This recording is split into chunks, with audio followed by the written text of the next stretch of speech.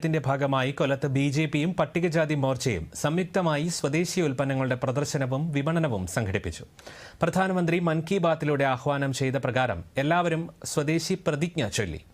കൊട്ടാരക്കര ഗണപതി അമ്പലത്തിന് സമീപം സംഘടിപ്പിച്ച പരിപാടിയിൽ സാംബവ സമുദായക്കാർ പരമ്പരാഗതമായി നിർമ്മിച്ചുവരുന്ന ഈറ കൊണ്ടുള്ള അടുക്കള ഉപകരണങ്ങൾ വിപണനത്തിനെത്തിച്ചു. സേവനത്തിനും അഭിമാനത്തിനും വേണ്ടി പ്രതിജ്ഞ ചെയ്യുന്നു.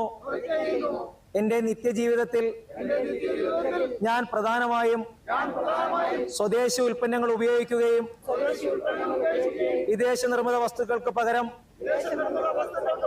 തദ്ദേശീയമായി തിരഞ്ഞെടുക്കുകയും ചെയ്യും. ബിജെപി സംസ്ഥാന വക്താവ് ടി പി സിന്ധുമോൾ ഉദ്ഘാടനം ചെയ്തു.